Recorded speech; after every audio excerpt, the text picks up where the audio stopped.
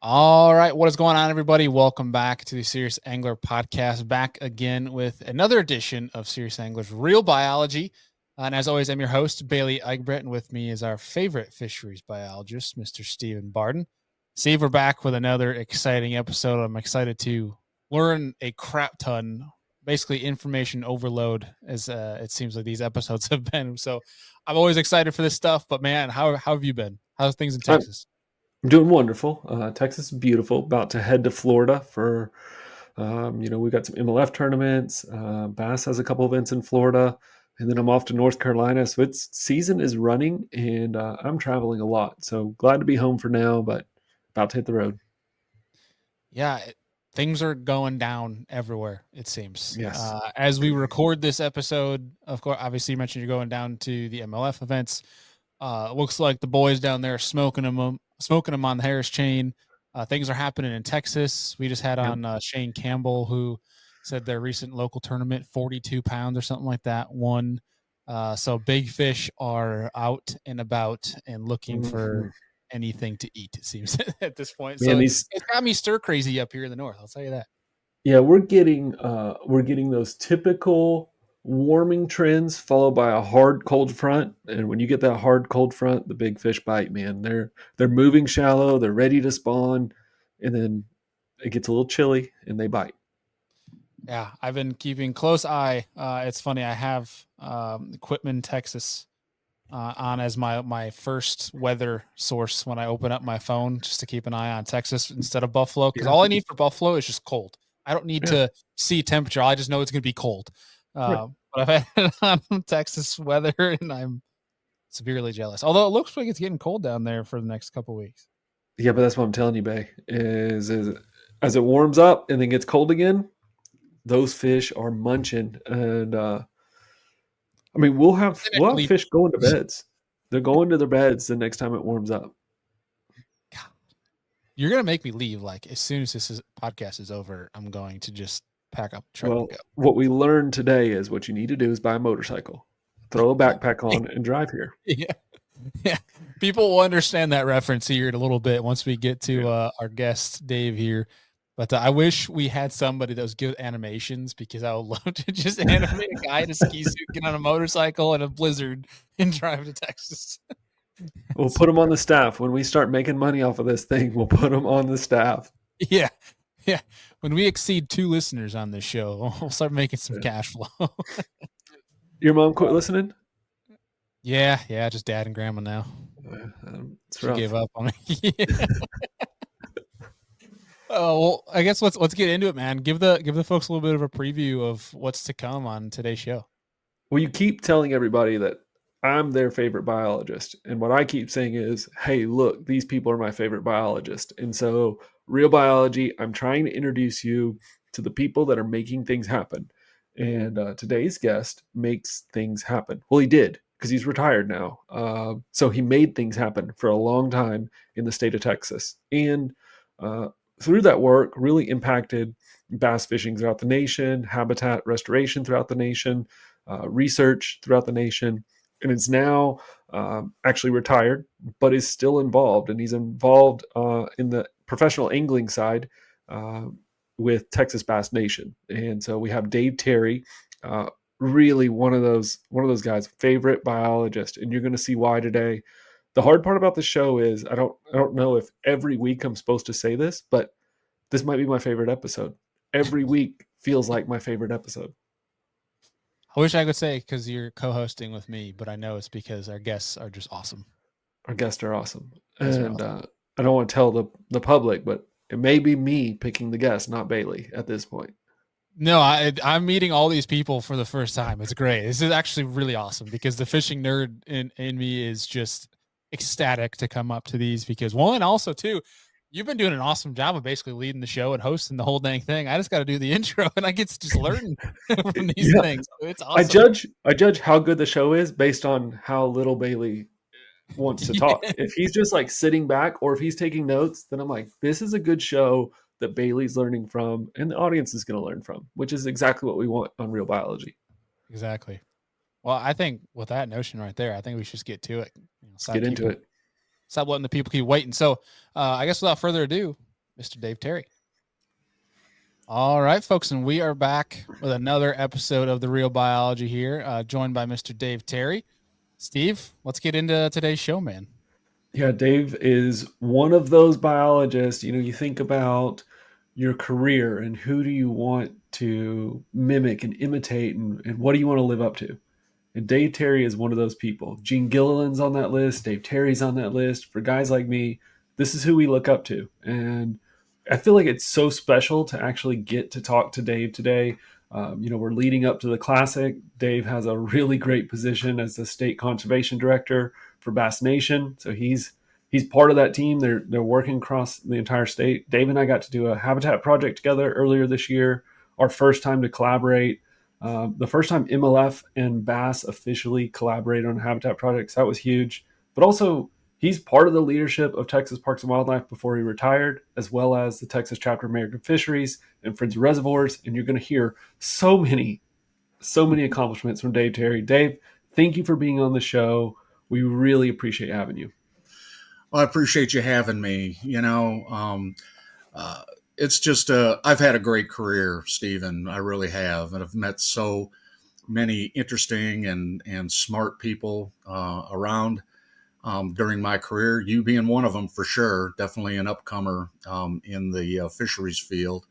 I can honestly say for 35 years that I've worked in fisheries in the state of Texas and even outside the state of Texas before that. I have never regretted a day going to work, because my whole thing I'm a fisherman myself, a fisherman first, Right. always have been. And it's just so cool to be able to serve the anglers as your customers and really as a customer. And Texas Parks and Wildlife has always been dedicated to that. I've had great mentors for me along the way. Some important people in my life that really shaped the kind of biologist I had been all the way up to becoming a chief of fisheries research and management in the final stages of my career.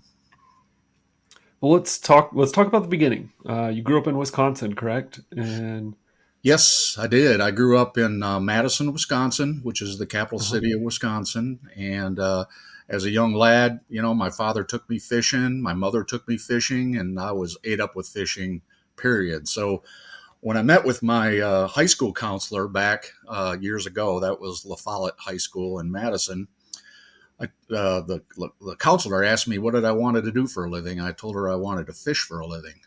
And she kind of shook her head, but she didn't downplay my enthusiasm. She says, you need to get into a natural resources field. And I said, what's that about? Next thing you know, I went to University of Wisconsin, Stevens Point, which has a great fisheries program, just a great natural resources program, period. Started doing that. Wasn't sure I wanted to get into fisheries because I also enjoyed hunting, enjoyed being out in the woods, forestry, soils. Wasn't sure. But tell you what, the second during my coursework that I got an opportunity to sample fish populations, in the field, I was hooked instantly like that. So very cool. While I was a student at University of Wisconsin, Stevens Point, I worked for the Wisconsin DNR. I was one of the few blessed people there that was able to get a seasonal fisheries job. One summer, it was working with trout streams and trout stream habitat improvement and survey work. And then the second year was in lake survey. And, those experiences just really grounded me to decide to go ahead and get my master's degree. So to do that, in January 1982, I jumped on my motorcycle, January 82. I mean, it was freezing cold when I left, like below zero cold. And I drove my motorcycle all the way from Madison, Wisconsin to Lubbock, Texas, and rolled in there on my snowmobile suit. And then that's where it all began for me in fisheries. And I was in pursuit of a graduate research assistantship that had to do with studying walleye. Walleye in Texas, really?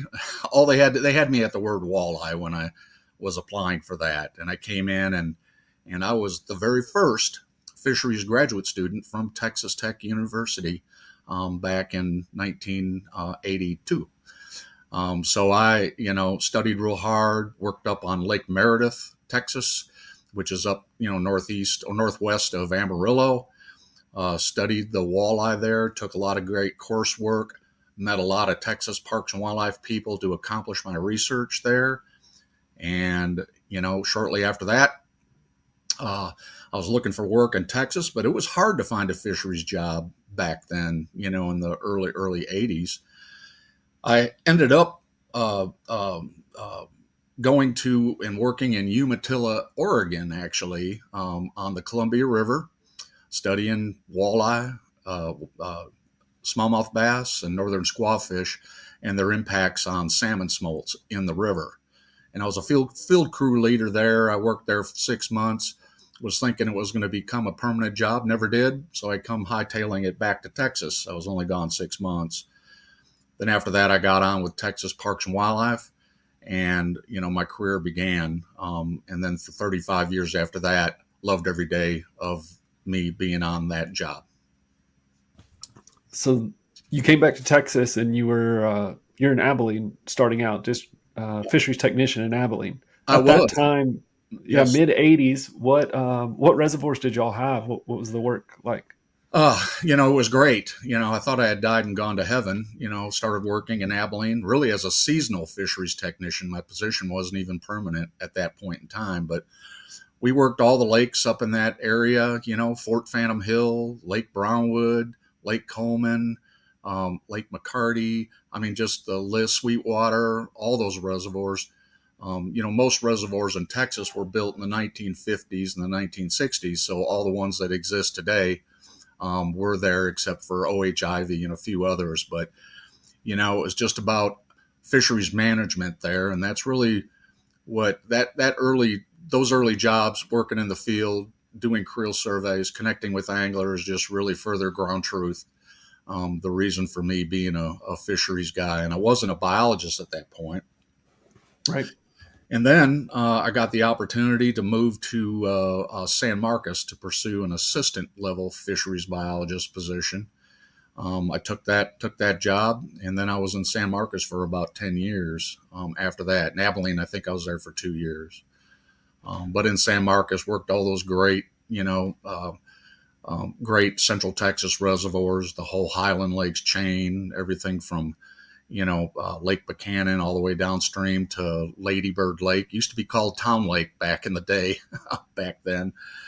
And Fayette County, Walter E. Long Reservoir, also called Decker Reservoir. Just all those Lake Bastrop, all those wonderful water bodies. And so my experiences there were more in a biologist related field. So now I'm working more on analyzing data, doing research studies, giving presentations to bass clubs, doing some amount of outreach at that time, really cutting my teeth, and also later in San Marcos, I became the district supervisor there. And then I got to supervise for the first time, a crew there in San Marcos. And I found out that I was a pretty good supervisor. I was real supportive of staff, giving them opportunities. And so kind of that area always appealed to me, but my number one focus was taking care of making fishing as great as it could be for the angler, our customer, and working with staff, not only just in San Marcos, but across the state to do that work. So anyway, you want me to keep going? No, we've got so many questions for you, Dave. Don't Okay. worry. You can keep going as long as you want. You don't have Yeah, to worry about it. right. One of the questions I have, Yeah. one of the questions I have is, you're talking about that late '80s into the '90s, Yep. and in my mind, that is the heyday of team bass club fishing, Redman, Angler's Choice, those organizations. Can you tell me about working with them on the local level in Texas? What were you trying to accomplish? How were those Absolutely. events? Like that kind of stuff. Yeah, absolutely. Right in that time frame, right away after getting to San Marcos, I, was of course a big fisherman myself, so I joined a bass club there in San Marcos, the Canyon Bass Club of San Marcos. Been around for over 50 years. Great bunch of guys. We'd fish one tournament a month there.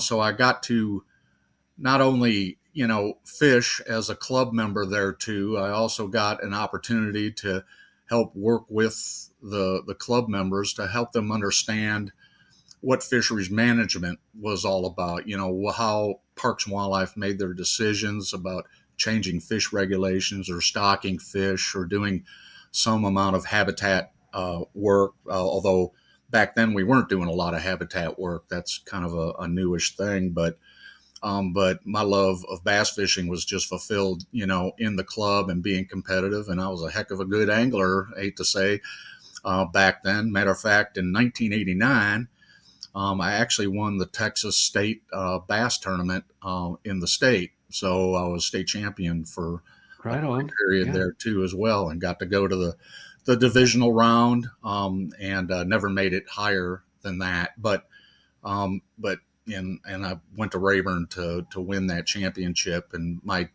what I'm most proud of is the Canyon Bass Club's team, the 6-person team. They used to call it the Top 6 State Tournament. We won as a team too, as well. So it was so exciting. While I was a biologist there, I wrote a newsletter, and shared it with the Bass Club and basically all around the Centex area on, findings in area reservoirs and what that meant to, from a science standpoint, and how did that relate to fishing in the area. I was able to connect my own fishing abilities to the findings of those things. So I just thrived in that area. But yeah, bass clubs were, big on the scene back then, probably lessened a little bit now. Now there's more different tournament circuits, around the state and stuff. But I was always a competitive angler as well. So, loved to bass fish with my friends too, to pre-fish. And my father would come down from Wisconsin and visit all the time too. And him and I spent a lot of time driving around the state, fishing various reservoirs in the state. But yeah, but you were right, Stephen. That was kind of the area in the 80s and the early 90s was really where we had so much freedom to look at populations and make recommendations, such as fish stocking and regulations and those types of things, to really truly make fishing better. And many of the things that I did back there with my team, still stand today. Like, for instance, the slot limits we have on Fayette, Decker, and Bastrop, they still exist. To me, at that point in time, giving those protection to some of those great fisheries, in heated Texas reservoirs, really helped preserve the quality of fishing to today, 30, 40 years later. It's neat. And I'm proud to say that all the biologists in Parks and Wildlife work really hard to accomplish that same thing today. But the phase of regulation changes, you don't see a lot of those these days. And I think most of that has been refined pretty well. And how anglers harvest fish has definitely changed through time. You'll remember back in the 80s too was kind of the birth of, catch and release fishing too. And now, at least my experience really statewide, is that in Texas, it's hard pressed to find a bass angler that will actually keep a bass. And Right. some of the regulations that we've used to use were focused. In order for them to work, anglers had to harvest some small bass, for example, to help them work to their full potential. But nonetheless, they still protected those intermediate sized bass, fished 2 to 5 pounds. And who doesn't like to catch those rascals? I mean, they provide a lot of action. No question about it. And those quality fisheries still exist today because of the hard work of myself and many others that were biologists at the time there, for sure. Well, on a super high level, Dave, I mean, that is some of the work that I was most familiar with of yours early on in my career, is the slot limit work and some of the research papers that you and the team published. So on a Yeah. high level, Yeah. why don't we explain to the audience, how we come up with, should there be a regulation? Maybe what do they look like? And then, Uh-huh. like you said, to make them work, what do we need? Well, first of all, the science will tell you one thing, looking at growth and recruitment of fish populations and, their age structure is really important. Natural mortality, and this is all before there were actually fisheries models to help us predict these types of things, but we'd look at our data over a period of time, trend data, and try to make some assessments as to what, from a scientific standpoint, from what we knew about fish biology then, which ones would work. Of course, we all know that fishing regulations won't work unless you have angler compliance. So there's really two sides of a coin there. There's the science side, and then there's the side to where the anglers believe and will comply with these regulations to make, to make it good. And so we focused on both those things. It's not just we proposed a regulation and just stop there and recommended it, and then our commission would approve it. All of our regulation changes then involved engagement with bass clubs, and if it was a different species like white bass or a striped bass or whatever, we'd go talk to those anglers and make sure we were on the same page with them in terms of creating the kind of fishery that they want. Let's face it, in Texas and around the country, the anglers pay the bills. They pay the bills, through sport fish restoration, which was in full force back then. And we wanted to do right by the angler, our customers.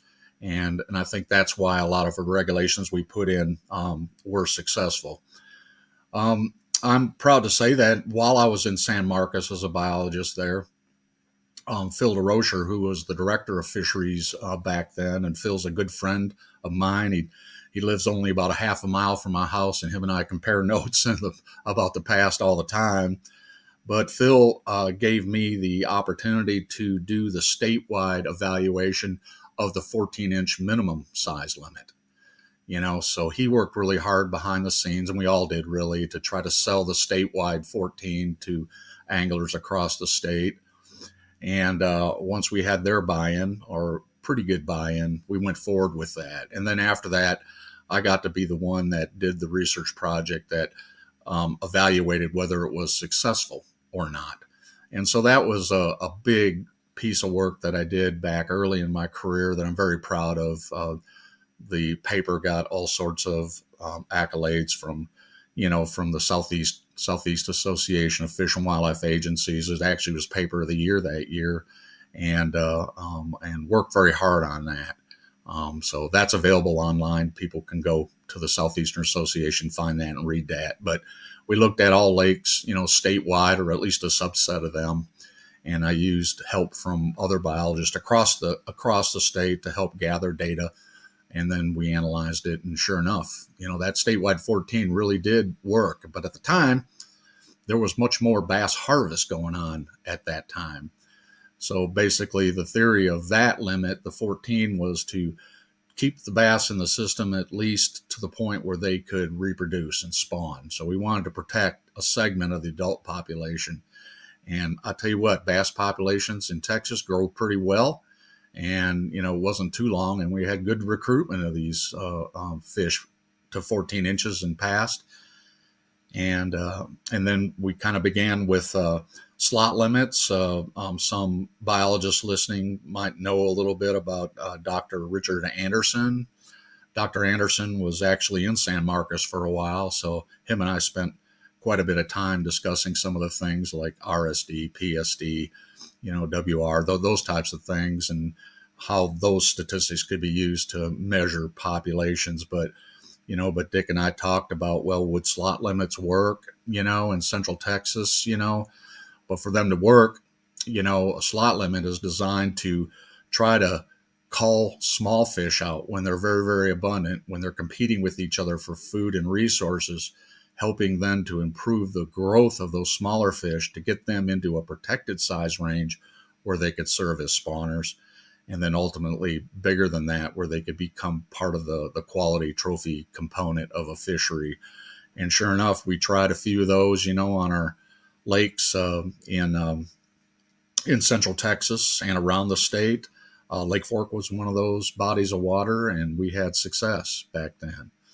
The slot limits have changed through time, mostly being adjusted upwards.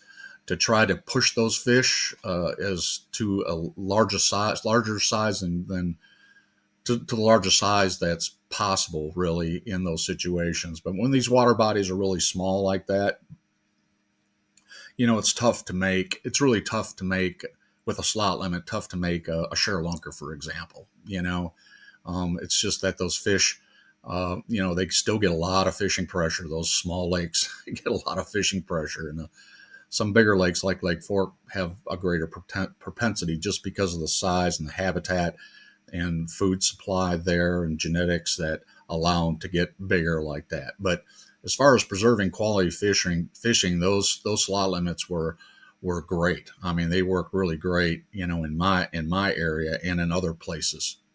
But what's interesting to note is that in places where they didn't work, through research evaluations, we came off those and went back to a statewide 14-inch minimum size limit. And I actually did that even in the tail end of my career too, as well. The 14 to 18-inch slot limit. You won't find one, I don't think, in Texas anymore. That's one regulation that just didn't work well in Texas. I don't know if it just aged to the point, or whatever, but the slot limits that have worked are like the 16 to 21 inch or the 16 to 24 inch slot limits. Those continue to help make fishing good, not because they're directing harvest to the surplus small fish, but because they are in fact protecting those intermediate size fish. Those fish are also, are bigger, and fish that are bigger, have more problems with like delayed mortality, in tournaments or with fish handling and stuff like that. So even though anglers aren't harvesting those fish, if they're constantly pressured those big fish, it can affect their numbers in the system and their ability to become that huge bass that everybody's looking for. So, so the regulation process has been a changing, real dynamic thing through time. Early on, we made a lot of fishing, real better all over the place. And then I would say that those regulations have been fine-tuned since those 80s and early 90s to something that works well, in an individual water body. No two water bodies are exactly the same, but right. you can't have regulations that are willy-nilly and just different on 1 inch from on the bottom side or 1 inch better on the upper side. We try to get some standardization, or had been trying to get some standardization of those limits so that anglers can reasonably expect, if it's a slot limit, it's going to be one of these two, for example, so they, right. So we try to find that happy medium that fits with the lake, definitely fits with the angler, and can, make fishing better. What's your opinion on, the lack of harvest that we have now? Culturally, we're just not a consumptive population when it comes to bass. In states like Oklahoma and Florida, creating more liberal harvest limits and then only allowing you to have one over a 20 inch, something, those kind of regulations that we're starting to see. Do you feel like that's going to work, or? Are you talking about tournament permits, those types of things? No, we're talking about general regulation. Oklahoma is allowing you 6 fish. You can have, I think it's 6. You can have 5 under 15 and 1 over, or you can have 6 under 15. Yeah, I mean that system. Matter of fact, we did that years ago. At OHIV, for example, is allowing the take. The fish are protected to a certain size, but anglers can keep or bring to a weigh-in a certain number of fish less than that designated size, but still offering more protection for bigger fish. To me, I used to love those regulations because it also worked well with tournament fishing too, in the traditional sense of how tournaments have been fished for years. In other words, if they could still weigh 5 fish over 16 inches, for example, it's just that a couple of them, only several of them could be smaller. So, Gotcha. I thought it had some utility there. Really, I think the first state to ever do, a 1 over type scenario was done right in right in the mid 90s of Fayette County, Decker Lake, anywhere where we'd have a 14 to 21 inch size limit, we had the exclusion of 1/21.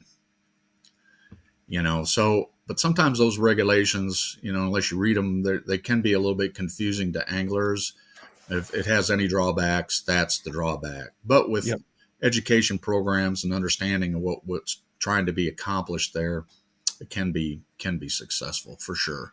So yeah, that's you. But now in Texas, back when I was later in Tyler as a regional director up there, my team in the state, particularly down in the southeast, Lake Nakanish is one, Lake Pinkston's another, and I know Major League Fishing has fished there early on.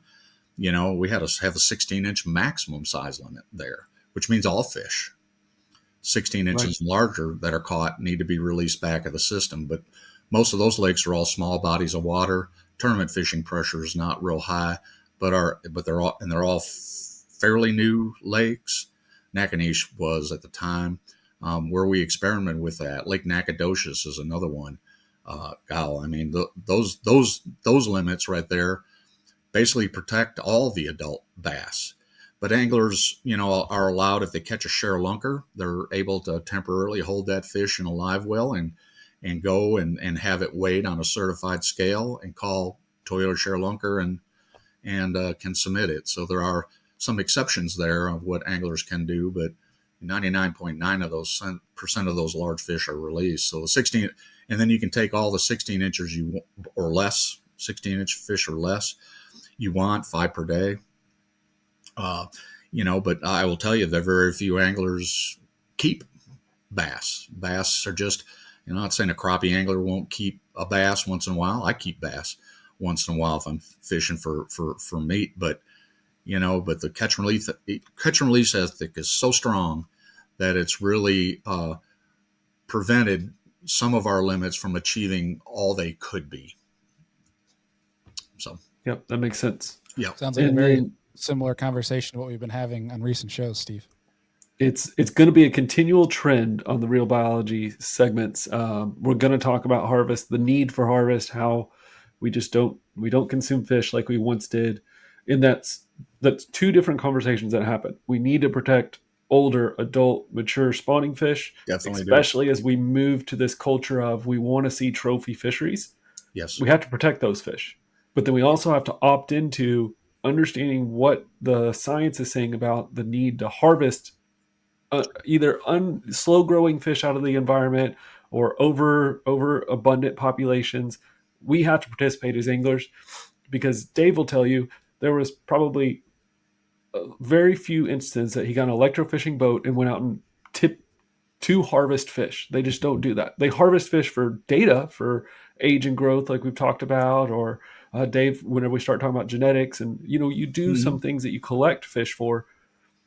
But just to specifically harvest, our state agencies aren't doing that. That is the angler's job.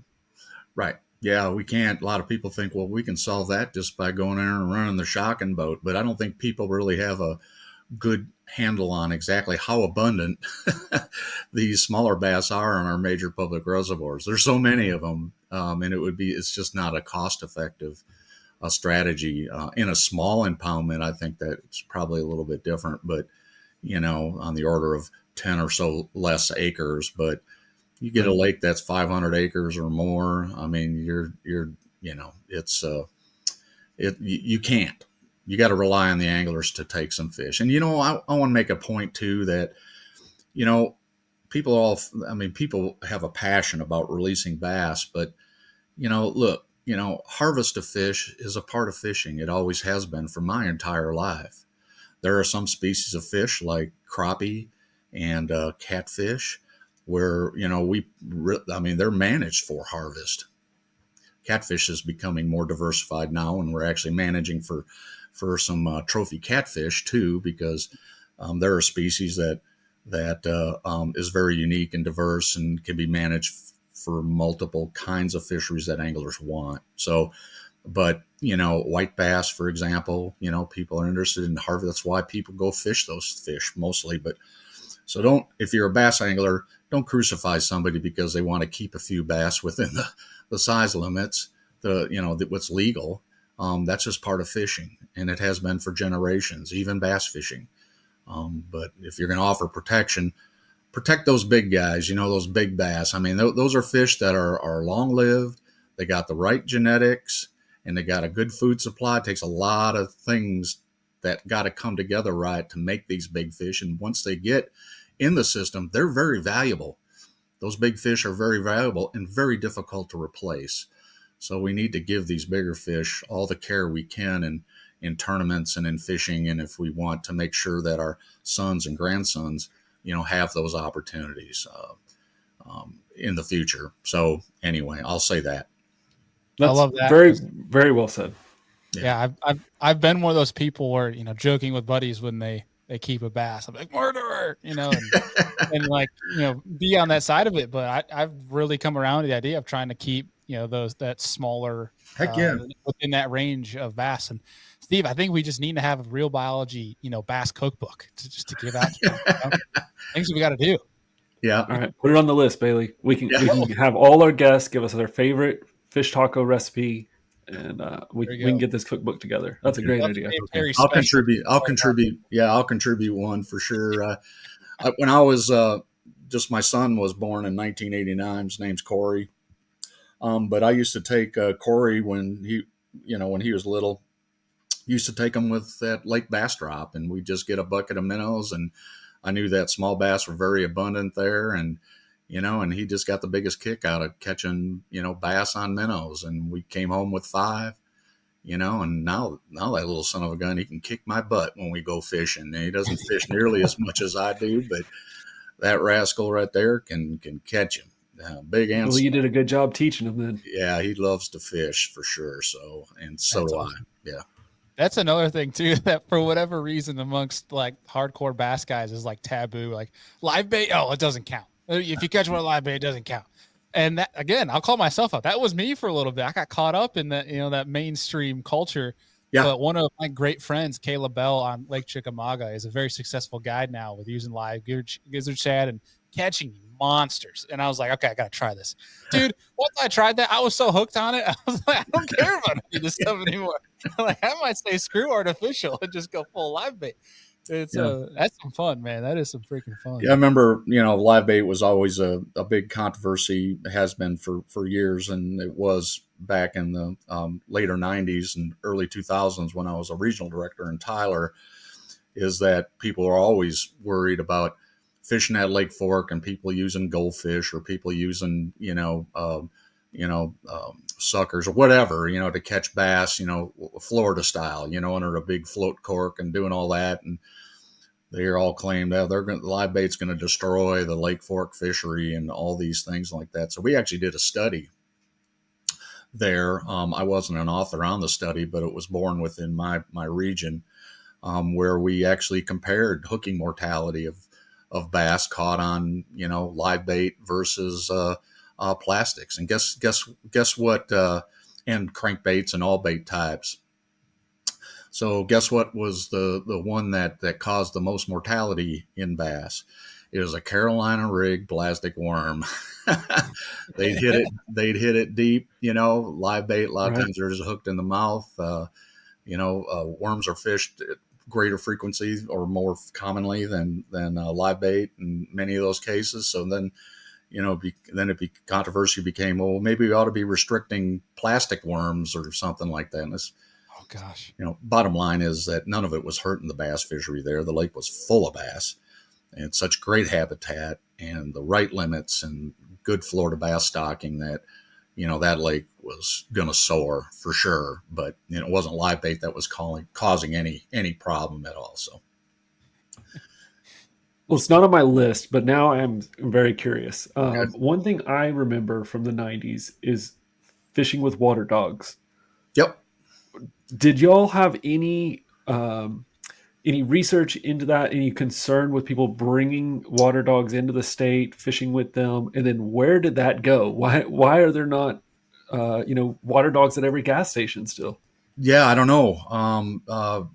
maybe it's just the availability of water dogs, maybe just from an open market standpoint. But I remember water dogs was always a big deal back in the 80s and early 90s on Fayette County reservoirs. People are using water dogs. You could buy them right at the little store there, at the boat ramp. And people were just afraid that water dogs were going to be the end all for bass fishing in Fayette. And turns out Fayette's just as good now as it, was, probably better than it was.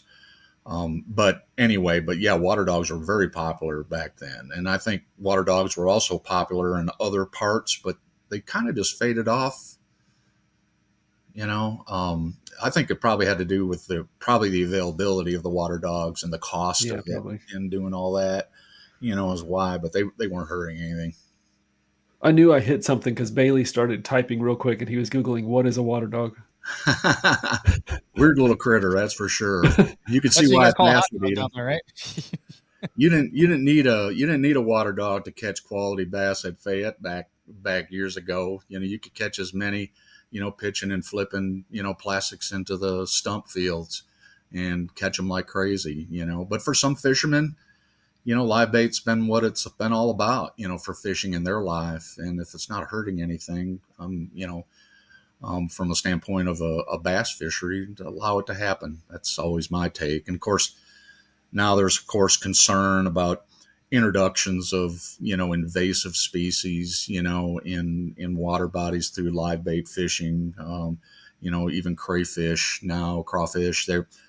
There's exotic forms of crayfish that anglers can potentially get a hold of. And my gosh, they eat aquatic vegetation. So, but we can't have that, in Texas. But so live bait fishing and the just lures in general have gotten so much more efficient and quality, that there's really not much of a need to fish live bait anymore, unless you're taking little Johnny out there and you want to catch a mess of fish.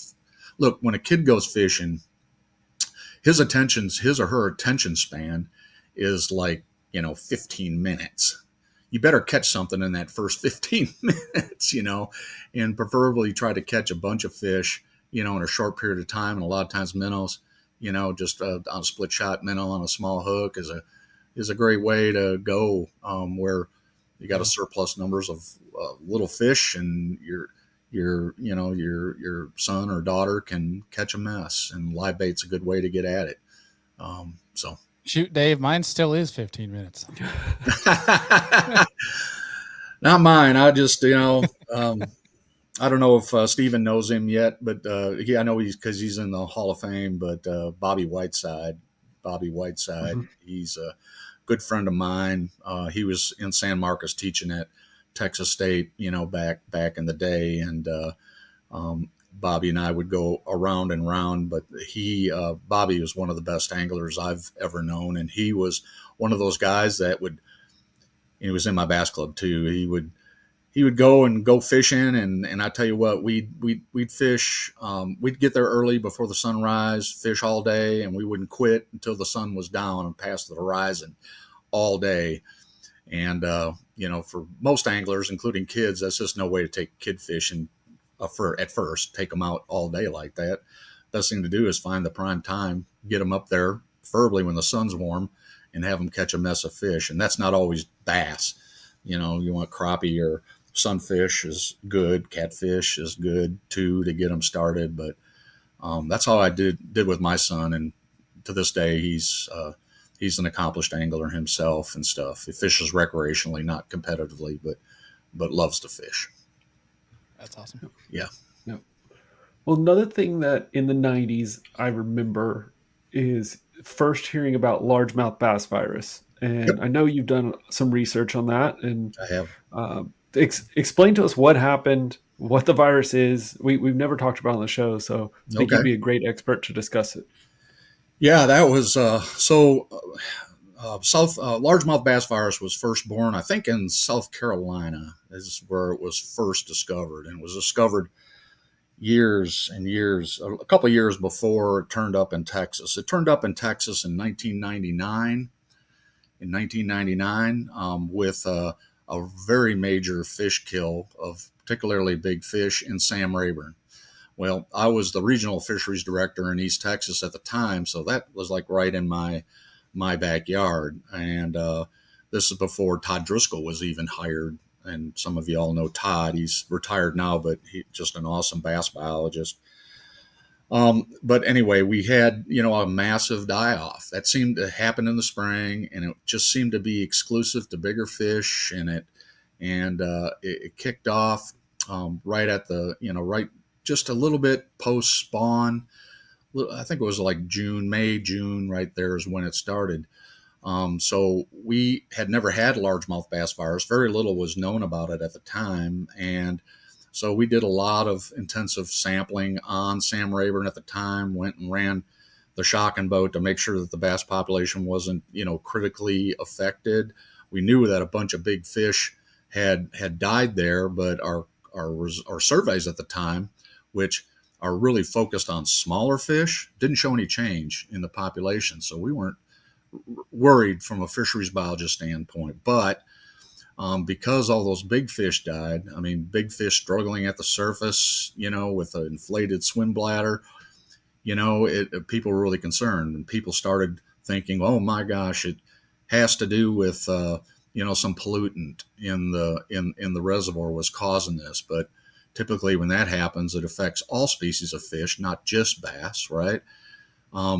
Then thoughts were given. So, well, there were some big tournaments that were happening, at Sam Rayburn at the time. Rayburn's a great bass fishery. And thinking, well, it's delayed mortality. That's delayed mortality. Boy, I tell you what, once that idea was fed out there in a press release that I wrote, the tournament anglers of the state wanted to crucify me. They thought I was pinning it on tournament fishing. And Right. I was just running through a list of potential scenarios in a press release of what that could be, what could be causing it. But we had sampled that population, looked at morbid fish. These are fish that are just struggling at the surface, fish that aren't yet dead, hoping to find maybe something in them, in their bodies, that would explain this. And we didn't find anything at all. Then in the year 2000, that same event happened up at Lake Fork. That uncorked a big deal right there at Lake Fork. Suddenly we got big bass dying at Lake Fork. Lake Fork at the time was cranking out lunkers. It was just very tragic. Well, as it turned out, that year we actually discovered bass virus in the fish, some of the fish that died at Lake Fork. And so we were able to pin that there.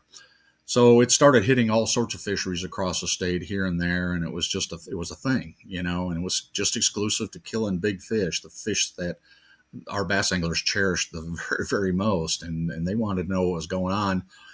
But there was a lot of during that time there was a lot of unknowns, little known facts about bass virus. How is it spread? How does it kill fish?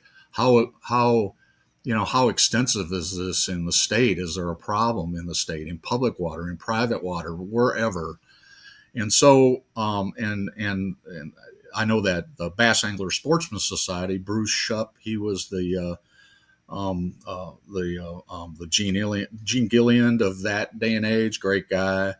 He called me, and he called Phil DeRocher and said, there's a lot of unknowns about this bass virus. Maybe we can work together to help dispense of the rumors. Let's learn to find out some facts about the bass virus. So suddenly I became the statewide coordinator for these bass virus kills across the state. And I started a series of meetings with bass, wherever they would have a tournament.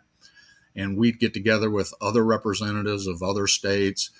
The U.S. Fish and Wildlife Service and their labs was involved. We had Robert Montgomery, who was a longtime rider, a great friend of mine, who was a super rider. So we'd all present our data and our information and findings, and we just worked together to come up with a list of factual things about the bass virus. Can you eat them? Can the fish be? How's the virus spread? How does it affect bass populations, all those things. And so rather than each state kind of doing their individual thing, we all worked together, me being the Texas representative, to come up with a strategy on how to communicate this. And BAS was just critical. BAS was critical in helping us get the word out about bass, what we know, what we don't know. And there's a lot of things we didn't know at the time that we learned over the course of these meetings through time. Matter of fact, in the late 2000s, I even wrote a paper about that collaboration. It was me and Hal Schramm and Bruce Shupp. Three of us were authors on it. And we talked about how great it is when bass organizations can work with agencies and anglers to help solve these types of problems. I mean, it was landmark. It was one of the coolest things that I've ever been a part of. And of course, I was just right for it too, because, I love the bass fish myself. I shared the same concerns that the anglers had. We were looking real hard at Lake Fork and Sam Rayburn. Matter of fact, Texas even launched a statewide survey of the bass virus in the state, and we looked at all lakes statewide. We even looked at our fish hatcheries. Was bass virus in our fish hatcheries? But I can't remember all the data. A lot of it's all been published, but there was a high percentage of reservoirs in Texas that had the bass virus, but it never manifests itself into a kill event in those water bodies. So, so what was it about the environment or whatever? So a bunch of analyses were run to figure out what's linked to bass virus being in the system and causing death of bass. There was something there. As far as our fish hatcheries, during that survey, which I led with others in the state, we discovered bass virus in our fish hatcheries. And then Texas, couldn't get rid of our brood fish, so we started stocking bass populations in the state that had largemouth bass virus with hatcheries that had been identified with bass virus, because we didn't want to contribute to the spread of those things. And that went on. But you know what? Eventually we got to the point with bass virus where there were just sporadic kills here and there, but nothing significant like the Rayburn one or the one at Lake Fork. And bass virus just became a thing that was kind of just out there in the environment. Might kill a few fish and you might identify it, but most of the lakes in the state had bass virus.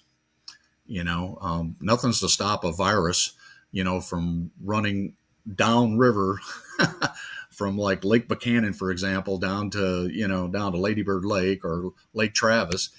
We just don't have any control over that. So eventually I think it just got spread out and diluted, and it may rear its ugly head again, but there's a lot of good science that was done during that time frame, in the early 2000s about bass virus nationwide. And a lot of papers were written, on how it affected bass populations. I was author on a couple of those papers. So it's still out there. Also heard that it hit definitely still out there. Yeah, it hit private waters. I know private waters had some issues with it too. Of course, most of our waters are all interconnected in some way, through flow and other things too. So, but it's one of those things that just kind of reared its ugly head, and now it's just out there. It was identified even as far north, I think, up as in Michigan, and Wisconsin and around too. But the kills we had at Rayburn and Sam Rayburn were significant. There's no doubt about it. And it did affect the quality of fishing. Matter of fact, one of the cool thing that was born out of that is that since our electrofishing gear was real hard to measure, it was really hard to use electrofishing gear to follow trends in trophy fisheries, just because the gear is selective towards smaller fish. It was at that point at Rayburn and others where we started measuring the abundance and the trends in big bass populations through measuring those trends through angler provided data, tournament results, those types of things. Had we had that information back in 1998, 99 at Sam Rayburn. And before that, we would have been able to say that, yeah, we can't see it based on electrofishing, but we see it in angler catches. So really it brought about a kind of a new sampling technique for biologists, I think, in terms of it's important to look at your bass fishery in terms of what anglers are catching, through creel surveys or tournament results or those types of things, because that data needs to be paired with your population sampling so that you can understand what's going on with all sizes of bass. So that was something cool, I thought, that came out of it. So also we did a trophy bass survey on Lake Fork too, an angler survey, and it's not being done right now because we did it for decades up there, and but that really helped us understand what was happening with the big bass fishery at Lake Fork for many years. And it was just about getting anglers to participate in that program through local marinas. People would report their catches, and we'd collect that data. And but it also provided us some really great information on which to promote the Lake Fork bass fishery there. And it's just unbelievable how many bass over 10 pounds are caught there every year. And that really opened everybody's eyes because we had that data, which we would never had just if we relied on electrofishing only. So the bass virus thing was a neat project that I worked on. I was proud to lead it. I was proud to in Texas, and I was proud to be able to tell anglers facts about bass virus to try to prevent the spread of misinformation. But to this day, people tell me that that Lake Fork's never been the same since the bass virus hit. And but I can tell you for one is that might be true. That might be true to some degree, but there's still not a lake in the country that produces more hits where anglers hit the century mark. There, the Toyota Texas Bass Classic, in fact, year that happened, in the late 2000s, around 2007 or so, Lake Fork, continues to just be the best trophy, one of the best trophy bass fisheries, if not the best trophy bass fishery in the country. It's, so bass virus has been there. It's probably still present, but it didn't destroy the lake by any. Yeah. And today, really the only reservoir I know of that still actively has LMVV fish kills is Gunnersville periodically. But one of the first research projects I did with Major League Fishing is we partnered with Michigan State University to look at smallmouth bass with side lesions, and we found that was correlated to largemouth bass Yep. virus in smallmouth. Yep. And I know one of the biologists at Texas Parks and Wildlife just hired TJ Pullen. He did some stuff with largemouth bass virus and Alabama bass. So Okay. I think as you're talking about the initial research, it was focused on largemouth and Florida bass.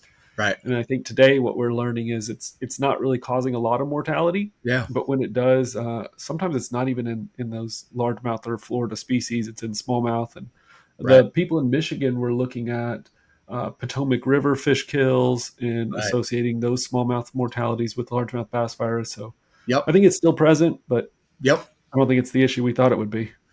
No, but there was a lot of, look, bass anglers, just anglers, Texas especially, highly values especially the anglers highly value the quality of fishing in Texas, and if something happens like that, where a bunch of fish die that are highly valued, it's the end of the world in their eyes. And that's a real thing. And biologists, fisheries managers need to be responsive to those concerns. And I think, we started off kind of rough a little bit, I think, with bass virus very early on, but we got it right, in the end. And I know it continues to be studied, and even retirement, I still read some of those bass virus studies that are ongoing. But that's something that really was significant. You can still learn more about largemouth bass virus just with a simple Google search, largemouth bass virus, and you'll probably see some of the work that we did back in the early 2000s there with bass. the fact sheets and all sorts of things that we generated as a result of that, and the press releases and all those things. But that was a great collaborative project between, anglers, industry, um, and managing agencies, federal and state. Right. Yeah, it was a good thing. As far as bad, of course, but it was a great thing to work on in a way that we can really connect with each other and try to solve problems. Yeah, that's a great message. It's a Yeah. great message. We should all be looking for those opportunities. Yep. Another piece of research that I always attribute to your career is the discussion of recruitment of Florida genetics into a population after they've Mm-hmm. been stocked. Mm-hmm. You were at that kind of forefront of both Lunker and Florida in the state. Yep. You want to talk about kind of your research in that area? Yeah, I did. Of course, Florida bass stocking started really before I became an employee of Texas Parks and Wildlife. But Florida bass really has been foundational, really, to the success of Texas and their ability to manage for these truly large fish. And the genetics themselves has gone, how do we determine what bass is a Florida bass versus a northern strained largemouth bass, and a hybrid, and even the genetic technology has changed considerably through time. But we always saw it as a major priority to stock Florida bass because we knew Florida bass had that potential to get to a large size. I'm talking about over 10 pounds or larger, and especially Lunker size bass, 13 pounds and larger. I will tell you, no matter what papers you want to look at, Florida bass have the best potential to get to that size, no question. So when we stock Florida bass in Texas, they're pure Florida bass.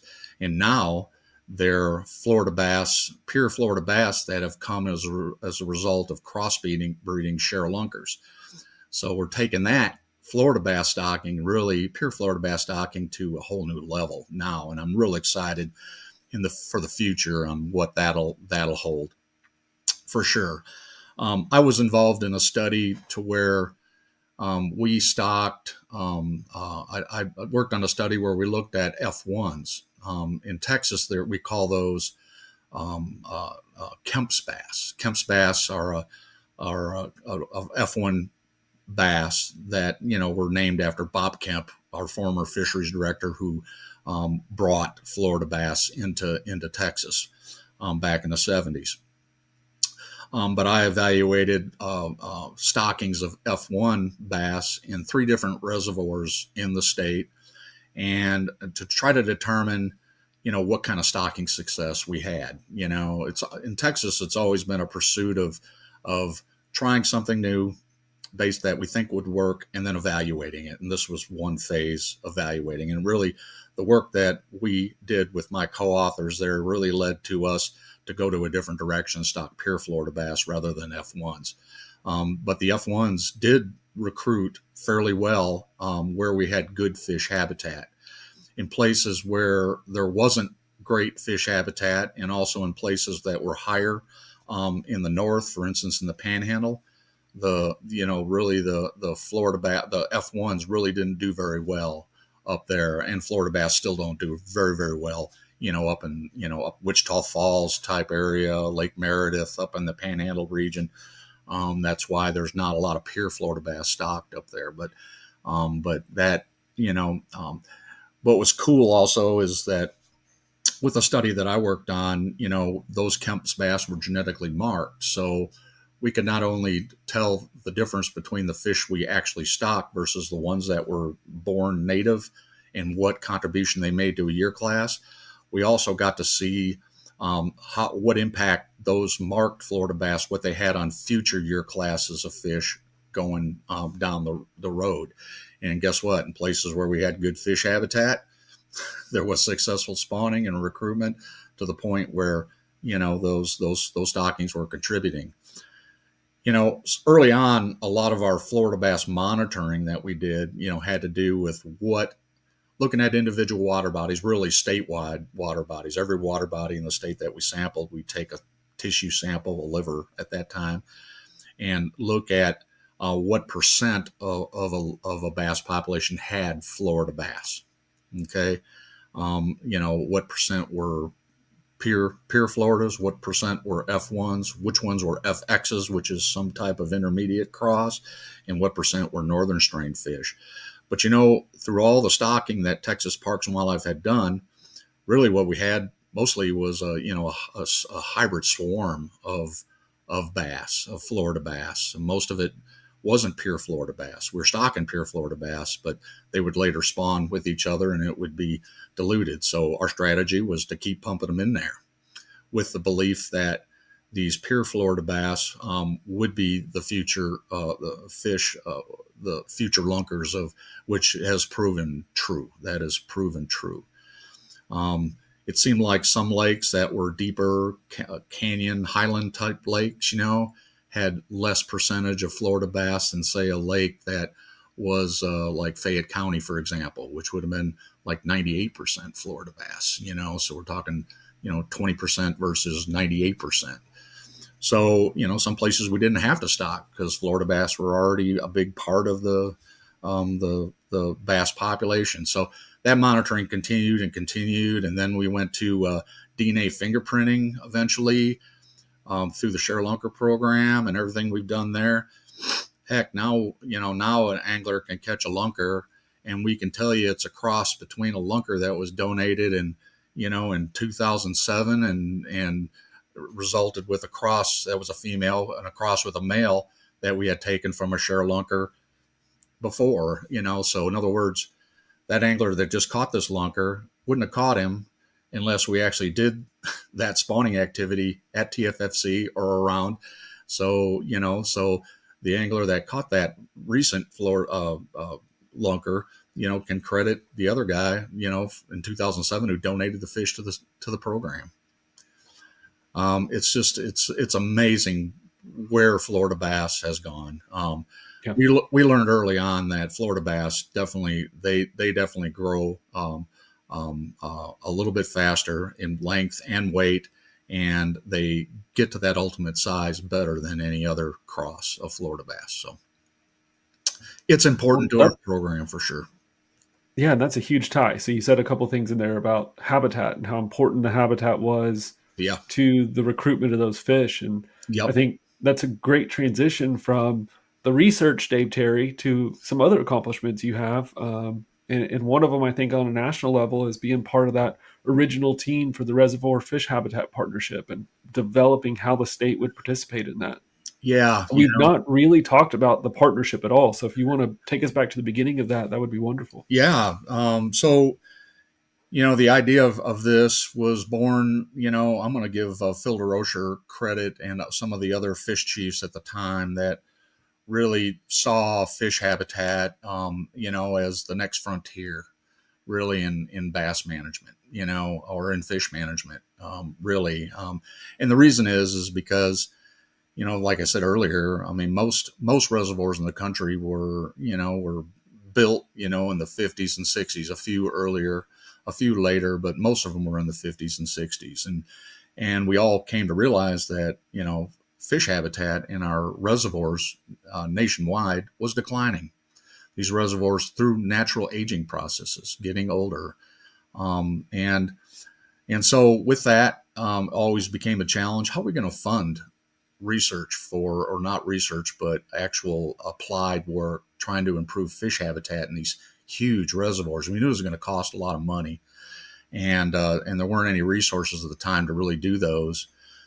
So we started at that time applying for to be one of the NFHAP, National Fish Habitat Action Plan partnerships on reservoirs, really with an angler focus, and on reservoirs, the body of water that most anglers really identify with, right? So Phil DeRocher and I went to a series of meetings where we basically worked with other fish chiefs, federal and state, and looked for a way that we could create the reservoir fish habitat partnership.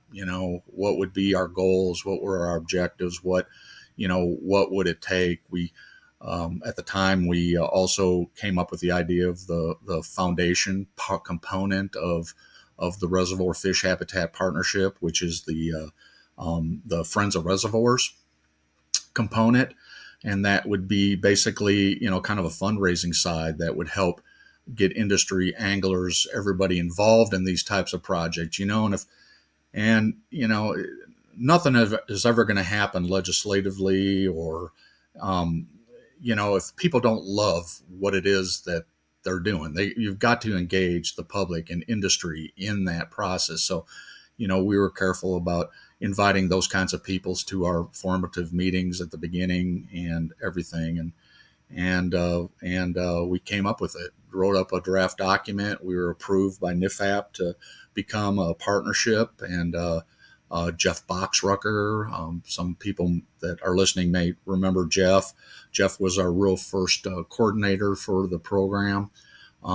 Jeff and I held the first Reservoir Fish Habitat annual meeting as a part of the Toyota Texas Bass Classic at Lake Conroe in about 2009.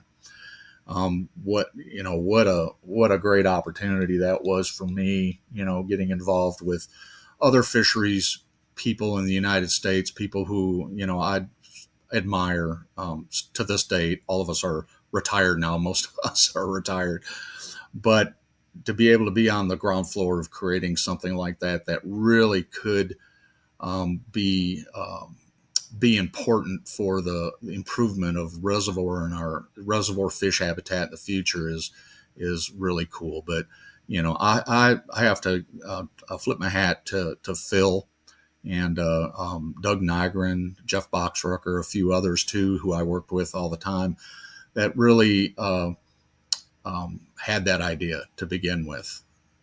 I just helped push it along and contribute all I could, and was involved in all those early meetings, reviewing drafts, trying to connect 4 partners. And Texas has the most 4 chapters of any state at this point in time. A lot of that had to do with me and my connection with fishing clubs and things around the state, and pushing it to staff and asking them to get involved. And it was all about trying to connect resource professionals, biologists, with angler groups and private industry to try to improve fish habitat on a favorite reservoir that they had that was important economically or important for fishing, whatever it was. And so consequently, any project that's born and funded out of the Reservoir Fish Habitat Partnership, Friends of Reservoirs, is connected with the state, the managing state, with their constituents, which, and from a political standpoint, that's a good thing. It's Right. not just states and federal agencies trying to, push something down people's throat that they don't want. It's that the public's involved in it. So the politics of it is great, because the anglers want it too. And In so, the early days of these projects, like when you're putting these groups together, mm-hmm. was there a lot of conflict with the lake authorities in the angler groups about what types of projects they're going to do, or No, was it pretty smooth? we're very smooth. I don't. Matter of fact, I don't remember not even one conflict. To be honest with you, because biologists, have the connections with the controlling authorities. They do. They work with the Army Corps of Engineers, or controlling authorities like the Lower Colorado River Authority or the Sabine River Authority or others. The biologists have those connections. So if you connect the state, you're also connecting the reservoir controlling authorities with the anglers. So it's all of us, the Corps, for example, Texas Parks and Wildlife, and fishing clubs, or just even master naturalist groups have even engaged in some native aquatic vegetation plantings that we've done through time. It's just about connecting all these people together, so we all work together and can appreciate perspectives on all sides. That's a win-win for everybody. So no, there haven't been any conflicts. That's great. One of the early projects, the Lake Conroe project, you got quite a bit of national recognition for that project. Do you want to talk a little bit about what that project actually was like? Because I know it was a wide scale one. Well, coming off of Texas Parks and Wildlife at the time, coming off of introductions of triploid grass carp for the second time to try to control hydrilla in that system was a major deal in the state politically, biologically. Definitely, anglers were highly concerned, about that.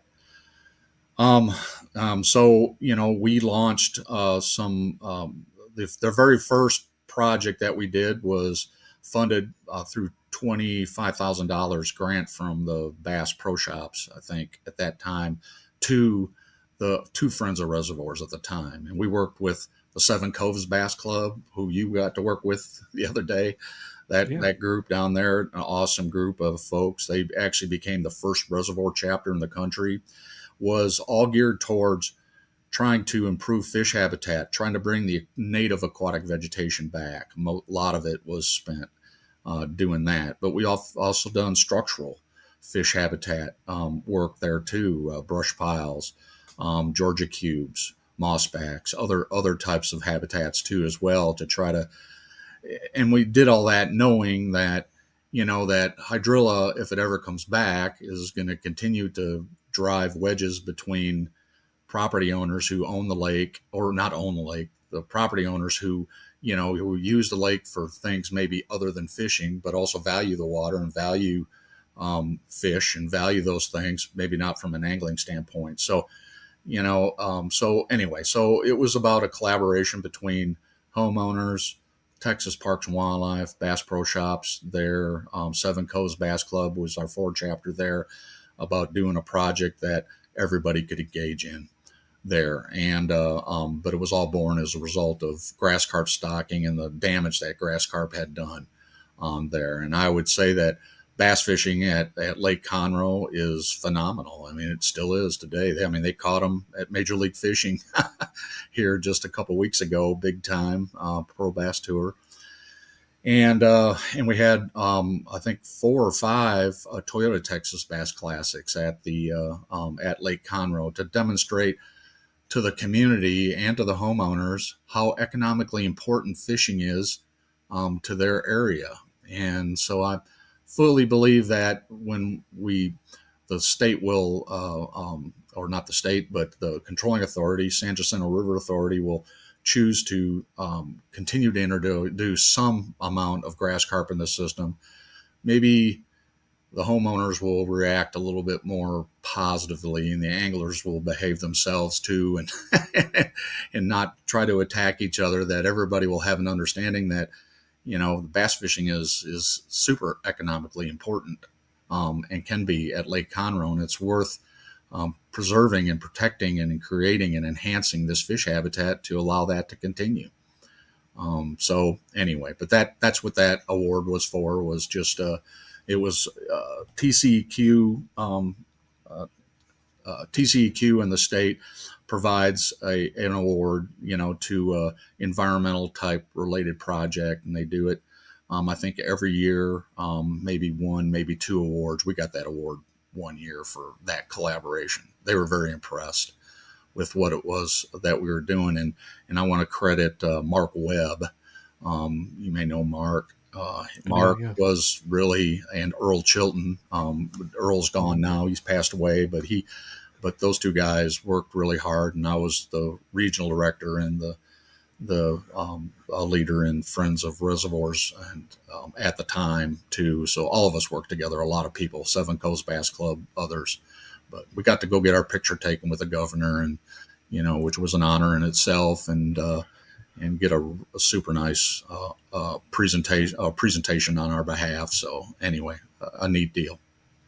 Well, at the time, it was revolutionary. It really set the trend for what we see today with Friends of Reservoirs. And I think we would probably both be remiss if we didn't say, number one, go to friendsofreservoirs.com if you want to learn more about Friends of Reservoirs, if you want to, start a group or just become a member, as well as Gary Klein is still doing his sweepstakes to win a trip with him anywhere in the country. So friendsofreservoirs.com/sweepstakes, or just on the main page, you can sign up to fish with Gary.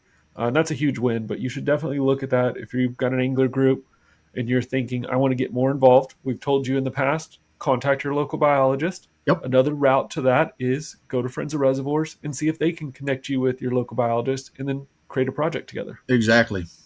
Some of our, I volunteer for Texas Bass Nation now as their state conservation director. But since the time I've been doing that, the past 5 years, we've already created 3 Friends of Reservoir chapters just as part of that. And they've been applying for grants and stuff to help do small projects across the state in collaboration with the biologists and the controlling authorities and industry and whoever else wants to help. So it's just a win-win for everybody, and it's a way to to really show the community that you care about these resources, that and you want them for your kids and your kids' kids in the future. We're losing fish habitat in our reservoirs statewide, and reservoirs really provide about 80% of the recreational fishing in this country, and they're very expensive to build, and we're running out of places to build them. We got to take care of the ones we got. It's important. That's a big So issue. true. Yep. So true. And you said that you volunteer as a Texas Bass Nation coordinator. I want to make sure that everybody realizes Dave Terre, after a full career of just accomplishments and so many historic things in his leadership, he then retired to take a position as the Texas Bass Nation coordinator. And it's impressive that after a long career you didn't say, well, I'm just going to go fish and I'm done. I'm going to go use the We still resource. fish. No, you decided. Yeah, you still fish, but you decided to devote another chapter in your life to making fishing better from the other side, from the angler's side specifically. Right. Yeah. So tell us a little bit about. I think my audience probably doesn't know the ins and out of Texas Bass Nation and how it works. So yeah, give us the details of that. Well, so really, conservation is one major pillar of the Bass Angler Sportsman Society, and Ray Scott really started that with us, and it's looked differently, throughout the history. But right now, basically every state has a conservation director, a volunteer conservation director, just like me. I'm the Texas conservation director, but we've got some out east. They're everywhere in the country. Some are more active, of course, than others. But but what we do is I work as part of the as a volunteer for the Texas Bass Nation. I'm a conservation director, but I also work with the directors of all our fishing related programs in the state. So team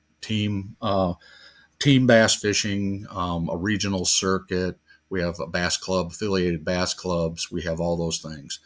And my job basically is several fold. One is to try to engage our clubs into conservation related projects.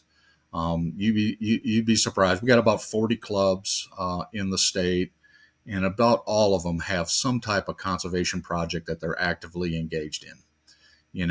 So my job is to support their efforts, try to get funding where I can to make their projects reality. I do a lot of fish care, associated with some of our tournaments to make sure we have good practices for fish care there. I'm also the cheapest lobbyist in the state too.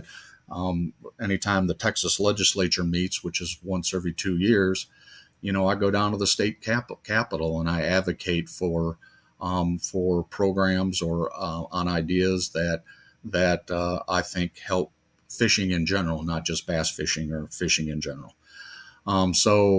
This is a legislative year for us. So not only do I have habitat projects that are happening right now, got one at Lake Brownwood. I know you've done a lot of work over there too. Major League's done a lot of work there. That's happening on March 29th this year. We're going to get our West Texas region of anglers and clubs involved, along with Tarleton. I've asked them as well to help us out. Some of our youth groups involved to go down and work with the biologist and do a fish habitat project, a brush project out on Lake Brownwood. Besides that, we're just trying to use the volunteer network that I have, try to build relationships between our bass clubs and state fisheries biologists and controlling authorities, and get down there even at the Capitol and advocate for, more budget money for our state managing agency to protect fishing access. I spent a good amount of time 2 years ago trying to keep Lake Fairfield. That's a big challenge right now in the fisheries world, especially in Texas, is that, we're losing access to some of the water bodies that we've had great fisheries and we're losing them to private developments. So going down and talking to the Senate and the House, on why we need to, protect those bodies of water. Also, for public access. So at Decker Lake, for instance, Walter Long here, they've basically closed down the only boat ramp on the lake there to fishing, and while they do some repairs on the dam. And I'm trying to find ways to try to keep that boat ramp open because it's right there in the heart of Austin. All the anglers that live here, just don't have that to fish right now, with a promise that they'll do something about a dilapidated boat ramp there, but it got to stay on them, and so I'm try to rally anglers to the idea of you gotta protect, you gotta look out for what you got, because somebody will take it away one day, and we don't want that to happen. So, so it's about advocacy, and I get to work a lot with the other with Gene Gilliand, who's our national habitat conservation guy at Bass. That's a paid position. And I get to meet with them every 2 years at the Bassmasters Classic and converse with some of the other conservation directors to understand what the issues are in their state, and we try to learn from each other to do better work. So anyway, I just find it fun, in retirement. I've always been, my whole career is built around fishing and anglers and trying to connect anglers and biologists and trying to get them on the same page to, understand each other and do good work. And so this fits my model perfectly, Yeah. as a volunteer. Right. So I do it. So what I'm hearing you say though is, whenever we're telling anglers, if you want to participate locally, find your local biologist, go to friendsreservoirs.com. I've got a third thing now is figure out who your state director for BASS conservation is. That's right. They'll get you into a project that's happening right now or help you with putting those puzzle pieces together. Yep. We have AFCO is a big supporter, industry partner, in bass conservation. Bass Fishing Hall of Fame is a big provider. Also, the Aquatic Plant Management Society also provides a grant to us every year. So, a couple times a year you get to compete, for those grants. And I've been very successful at getting those grants. I've probably gotten $70,000-$80,000 worth of grants. They've leveraged hundreds of thousands of dollars, right, in, so easily $300,000 of work that Bass Nation has done, in here in Texas, since I've been here. So, right. Yeah, it's a huge career, Dave. Huge career. Love it. And you mentioned the Classic. You kind of briefed the Classic. Yep. We're coming into Classic Week. It's going to be in Texas at Ray Roberts. Tell us about the ones you've been involved on, first from a scientist side back at Texas Parks and Wildlife, and then on the latter side after retirement, the ones that now you're involved with, from the bass side. Right. And we hadn't talked about the Toyota Texas Bass Classic, but, but back after that ran 10 years, which was really a angler outreach conservation benefit tournament, professional level tournament that I led from the state side in Texas for a decade, 10 years. Beginning in 2017, we built a relationship with the Bass Angler Sportsman Society at that point in time for the first Toyota Bassmaster Texas Fest, they called it back then. The first one was at Sam Rayburn in 2017. And it was an elite Bassmaster Elite tournament. And so beginning with that relationship right there, I had always had relationships with bass, but through the bass virus and numerous other things. I was working as a biologist and a regional director and a chief of management and research. Working with them on the Toyota Bassmaster Texas Fest was a great opportunity. I got to work a lot with the leadership, the owner of Bass, just a lot of everybody there, Dave Mercer, all those guys. That I also got connected then also on the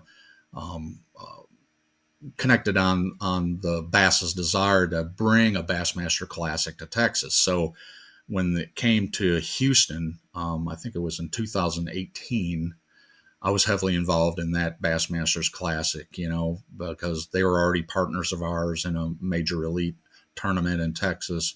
And I knew everybody. They'd even call me and ask me, if I had suggestions and ideas about where to go do the next Bass Classic in Texas. And that happened twice at Houston. And it also happened when we did the last one we did a couple of years ago up in Fort Worth too, at Lake Ray Roberts.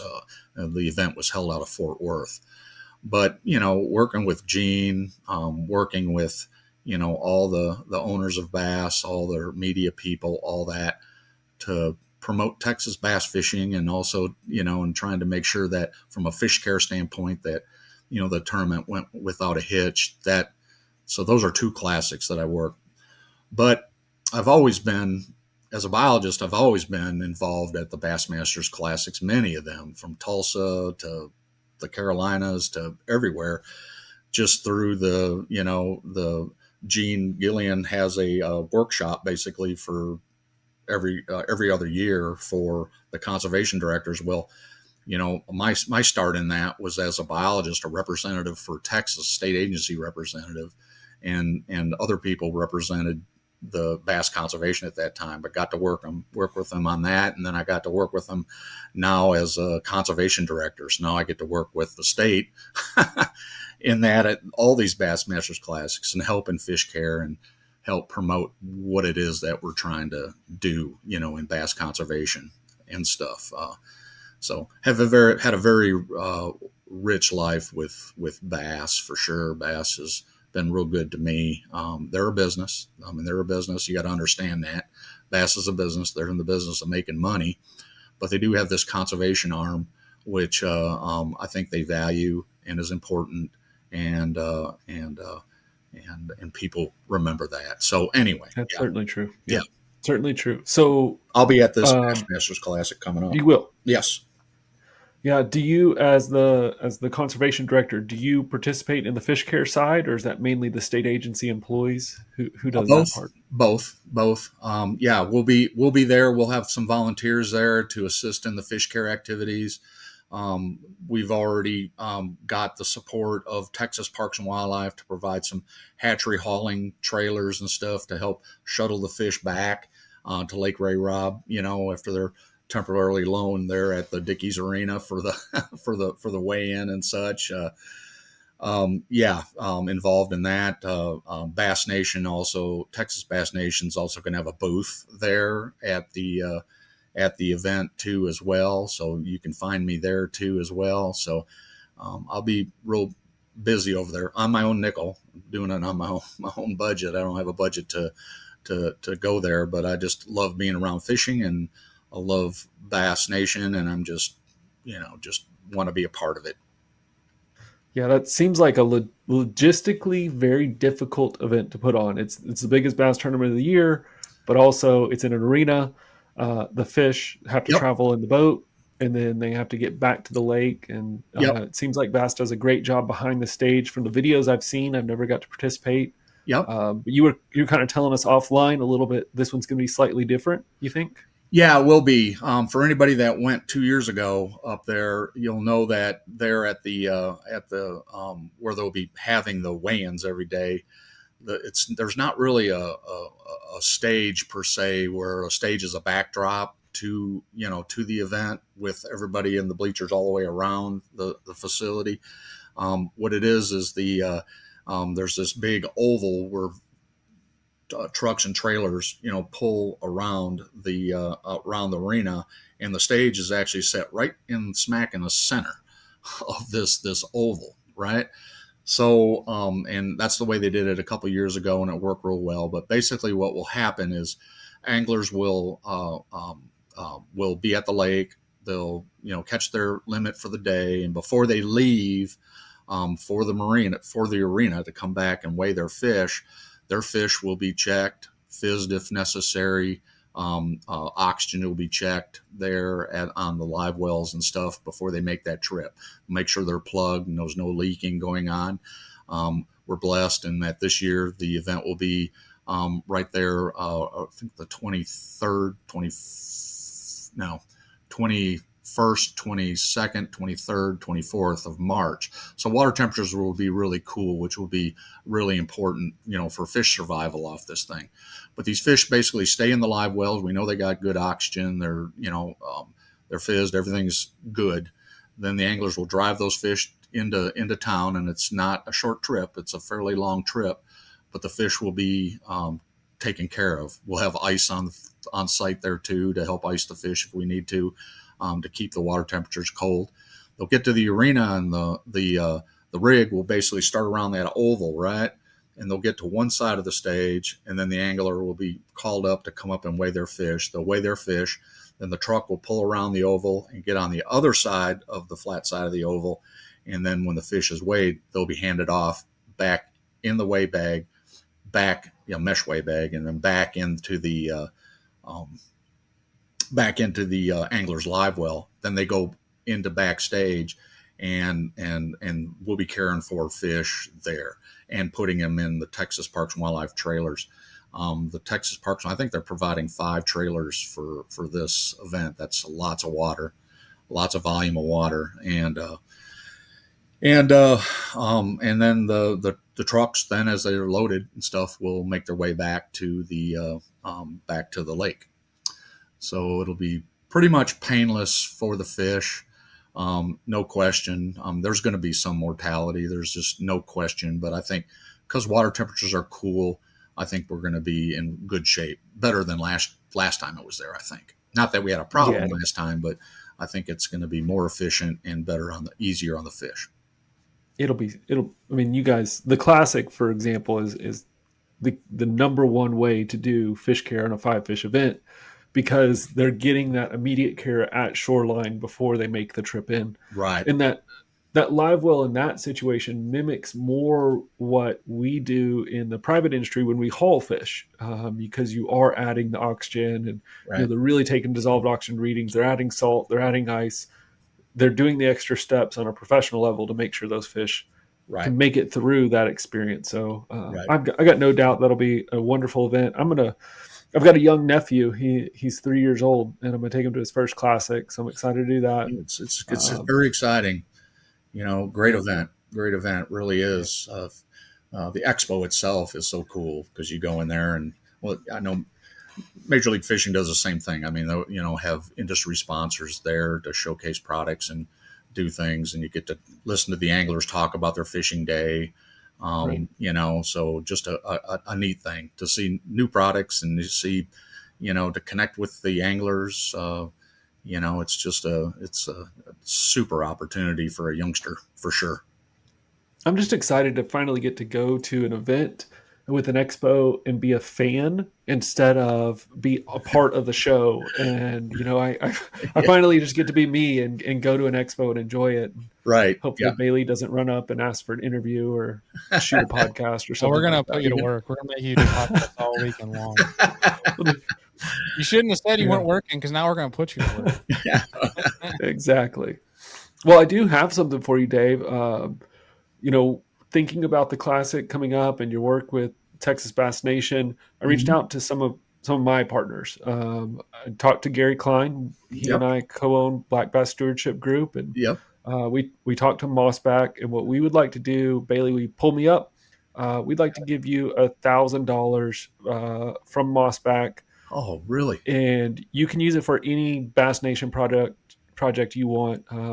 I'll have a copy of this. I can email it to you. Or I'll bring it to you in the classic. But this is for you to use anywhere you want in the state. Thank you so much. Make sure that's man. Mossback's a very great company, very generous. Makes awesome products and stuff for improving the fish habitat. In small ponds and anywhere that we want to put it. I think David and his team over there are very committed to doing it right, and from that standpoint, I really appreciate it. Thank you so much for the gift. That's exciting. I'll definitely. Well, you give back to everybody else, so I wanted to give back to you. Oh, thank you. I appreciate it, Stephen. Yeah, that's absolutely. Appreciate that. Well, and speaking of giving back, there's a whole part of your career that we haven't touched on that I feel like the world needs to know about. And Dave has been a member of American Fisheries Society, which is one of the professional organizations for all fisheries professionals. And correct me if I'm wrong, since 82 is the 82. first year you were. Yep. Since 82, which I don't want to age you, but I think that makes you okay. the longest running current active Texas chapter American Fisheries member we have. I think that's you, Dave. Oh man, it's been with regards to AFS, AFS was been really an important professional organization in my career. It's a chance for me to go to present a lot of the results of the research and things that I talked about today as an active biologist, and even as a graduate student. Just a lot of great friendships and, a organization with, an important purpose, and, in recent years, I mean, there's been so much emphasis that the chapter puts on our students. It's just amazing where that has gone, and now you go to our annual meetings there, and Stephen, you're president. And it's just amazing how many youth we have now. Right. Folks that are pursuing bachelor's, master's, PhDs, and in the fishery sciences are there.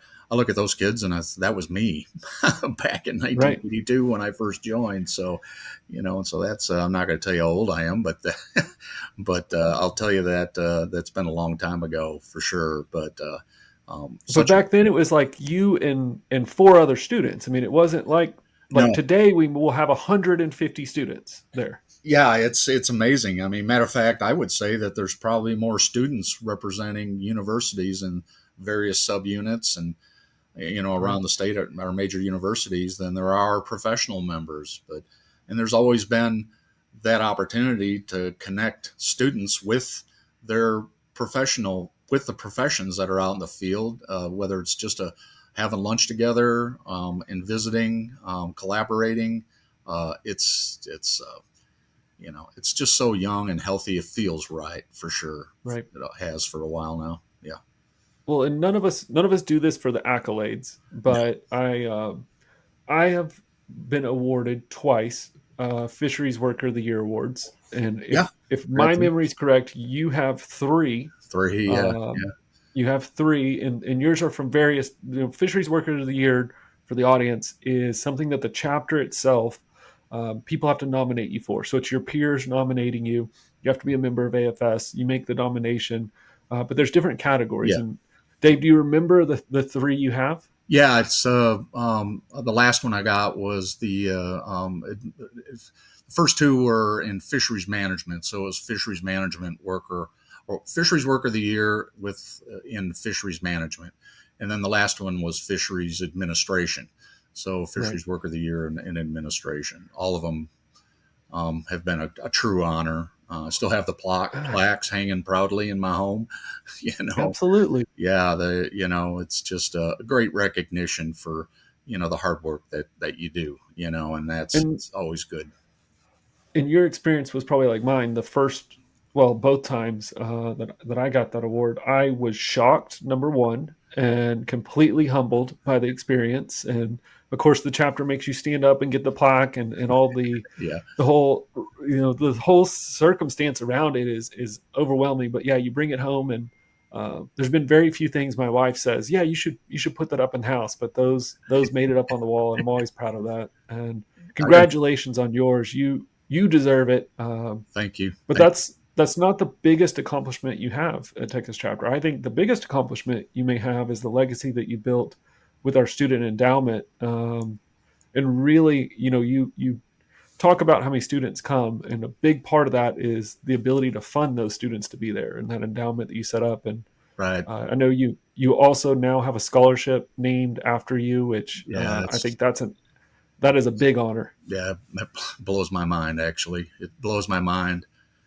It's just, but I'm a very humble person, and I will tell you, it's not just me that made that happen. I just kind of got in front of a parade, and then just with the passions I have, just promoted it. Went and found funding sponsors for our endowment, and was able to grow that program, or grow that program and the amount of giving to a pretty good number. I even impressed myself.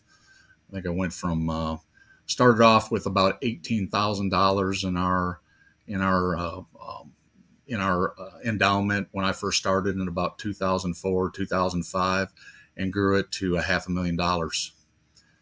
By the time I retired in 2020, and Yeah. now we're got enough money going in that endowment to where we can use it to pay out scholarships to students.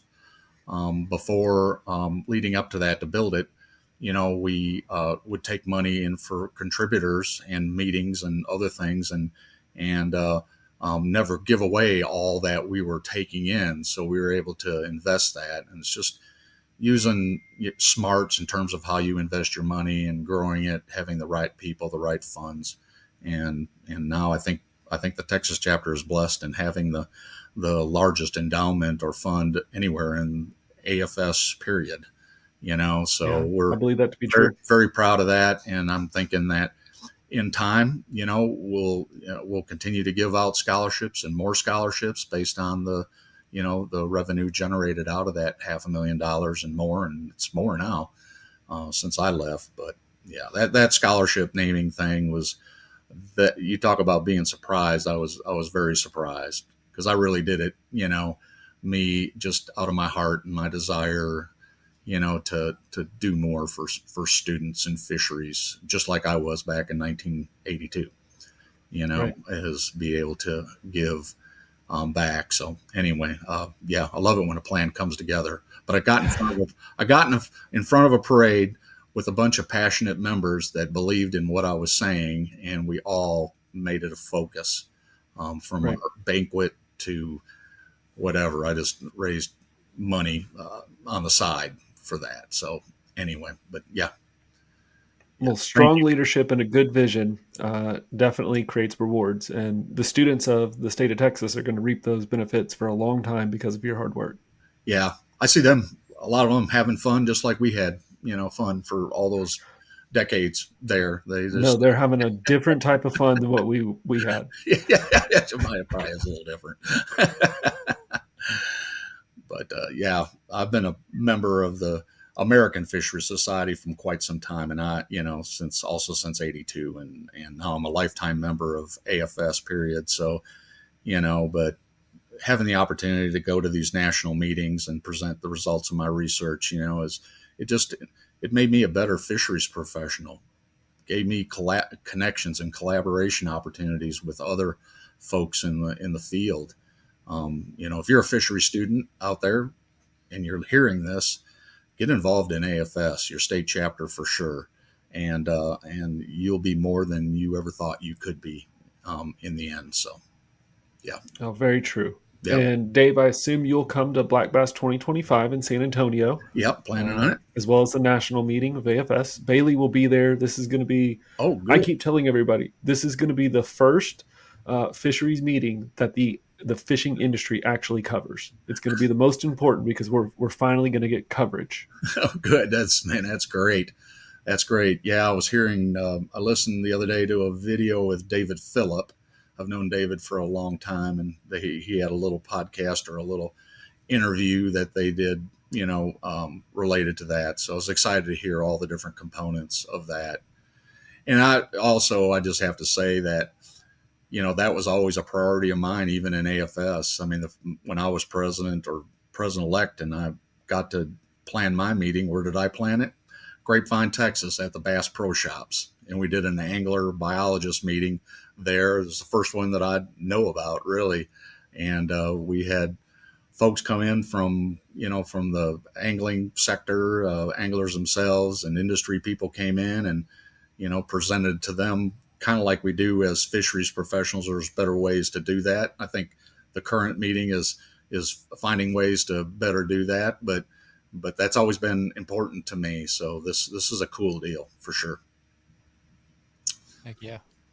I'm excited for it. I mean, you're gonna all love two listeners of this podcast will get to hear about it, but yeah. Just real cool. I mean, it's, so anyway, sounds like a big undertaking. And then your name, David, Philip mentioned you and Tom. Yep, we're definitely there working on it. It's a big undertaking, that's for sure. Yeah. Thanks for doing that for us, for sure. Of course. Yep. Awesome. Well, Bailey, what do you have anything that I didn't cover with Dave? That burning question from the angler side? Sorry, I hijacked your whole interview. No, it was good. This has been awesome to listen to. I if I had $1 for every achievement you had, I think I could retire by now. But no, it's awesome. It shows what you've done to the industry, and this is, again, I feel like I'm saying it every episode now with you, Steve. But like, you guys are the unsung heroes that the anglers need to know more about. So I'm really excited to keep doing this, and it's been a privilege to speak with you, Dave. And I'm looking forward in Black Bass 2025 to actually meet you, if not meet you at the Classic. Hopefully, I can find you down there. I'll be at both. So let's do that. Yeah, that would be awesome. No, it's just been great to hear some of the different things I had no idea was even in place in practice, and the exact things that Steve and I are trying to bring to light, for the anglers to know about. It's really so cool to hear about. It's really cool what you guys are doing. It's breaking down some of those barriers, between between the anglers and professionals. All we can do. It's important to do that. I mean, there's no question. I will tell you right now, Texas Parks and Wildlife is, the best state agency I certainly have ever been a part of. And I've seen a lot of them, work with a lot of them and stuff. But Texas is always knew, what was important, the fisheries management program for sure. I mean, we would always try to serve the angler, make sure fishing is better, take their input, talk with them, adjust when we could, on protecting and enhancing these resources. So, but if you don't have these good relationships between biologists and anglers, it's just an uphill battle, so, so my phone is always open, and email, if you guys want to publish that, you can, for sure. My email that people can call and ask a question. Every state agency is a little bit different. Some are have more of a political side than Texas Parks and Wildlife does, which allows biologists to do more, I think. But everybody, all the professionals in fisheries really across the country are passionate, about making fishing better for anglers. So, so know that. Sometimes it's harder to get stuff done in other places. Yeah, for sure. Yeah. Awesome. Dave, thank you so much for coming on the show. I'm sure this won't be the last time we have you. You're just a wealth of, knowledge, and I personally just can't tell you enough how much I appreciate the leadership and you casting such a big shadow for some of us to try to keep up to. You're definitely an icon in the industry. I just really appreciate everything you've done. Okay.